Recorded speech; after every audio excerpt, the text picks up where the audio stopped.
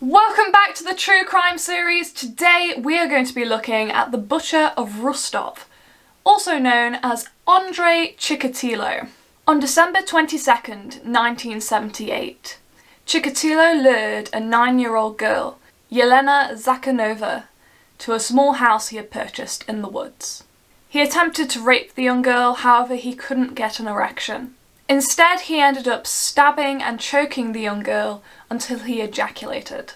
He then dumped her body in the lake, where it was found 2 days later. Chikatilo was questioned by the police, as there was blood leading to his house, and he also had previous assault allegations. However, the police ended up arresting Alexander Korbchenko.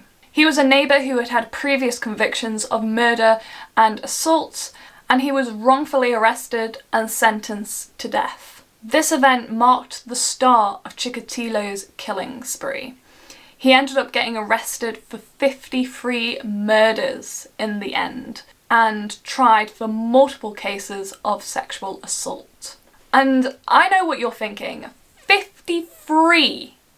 How on earth did he get away for so long? Like, how? Well, I'm going to tell you how. After his first victim, Chikatilo changed how he lured these girls and where he took them. He ended up luring girls from bus stops to train stations and took them into the woods, where he would assault them and kill them. His second victim was Laura Tichenko, and she was 17 at the time. He found the girl at a bus stop where he offered her vodka in return for her to come into the woods with him. But yet again, Chikatilo failed to get an erection to assault her, but he ended up shoving her mouth full of dirt and leaves to stop her from screaming as he choked her to death. And he also bit parts of her body and tore some of the skin off, including her nipple, which is very, very strange. More and more young women and children ended up being taken off the streets and killed, and more bodies were being found. So the police obviously decided something needs to be done about this. This is insane. However, because the media was controlled, they never released anything in the press. So rumours were going around about black limousines pulling up and taking people's children. They ended up putting loads of police officers in transport areas, at bus stops, at train stations, and to look for anything suspicious. Anyone that was suspicious was questioned by these undercover officers, and they were asked for their papers. However, in the end, this method paid off. One police officer at a train station spotted Chikatilo coming out of the woods. He saw the man have a blood mark across his face and also his jacket, which was covered in dirt. Chikatilo walked over to the well and started dusting off his jacket and cleaning his face and cleaning his shoes. The police officer went up to him and asked for his papers. However, there wasn't enough evidence for the police officer to just arrest him at the time. It was just very strange and very suspicious. However, the officer did write a report. 24 hours later, a passerby noticed a body in the same area and reported it to the police. So the head inspector asked for all strange occurrences around that area, any reports that police officers had given in, and obviously Chikatilo had been reported as very strange. So on November the 20th, 1990, this is 12 years after the first murder, Chikatilo was arrested in a marketplace. He was found to have beer on him, and apparently he was talking to a young boy to possibly lure him away and offer him beer. At this point, he was the main suspect for 30 murders. However, the police had very little evidence to convict him, and they had 10 days to try and get a confession out of him. The police interrogated him again and again, but they were getting nothing until they brought in a psychologist. The psychologist was saying that he wasn't on any sides and he just wanted to know the story. And eventually Chikatilo cracked and started spilling his entire story. He admitted to the 36 murders the police knew about and suspected, but he also admitted to 17 more. He led the police to multiple locations where bodies were. He also demonstrated on dummies how he tied and how he killed his victims. Obviously, Chikatilo ended up being put on trial. And this was one of the most intense trials I have ever heard about. They ended up putting him in a cage in the courtroom. He couldn't sit with his lawyers because the amount of parents and relatives that wanted to get in and see the killer and also obviously verbally abuse him. The court was so jam-packed, there were people waiting outside. And inside the court, parents were fainting, parents were crying, they were yelling. It was very intense, and looking at Chikatilo's body language, he definitely did not look comfortable in that moment. Chikatilo was actually allowed to address the courtroom, and he was really playing the insanity card a little bit. He was acting very crazy for the court. He ended up stripping off and showing his genitals to the court, saying that he was cursed and that they didn't work. And I truly believe that he actually believed that. But nevertheless, he was sentenced to death. So I bet you're thinking, why would anyone do this? First of all, I'm going to look at a psychologist's perspective. They believe that Chikatilo had a personality, well, borderline personality disorder with sadistic features. However, this wasn't enough for him to claim insanity, so he still went to court. But I think the main reason why he possibly became this killer was due to his background. And I say this in every video, I feel like it's always to do with someone's background, why they become a killer. So Chikatilo was born on October 13th, 1936. He was born in a small Ukrainian village that was going through hardship.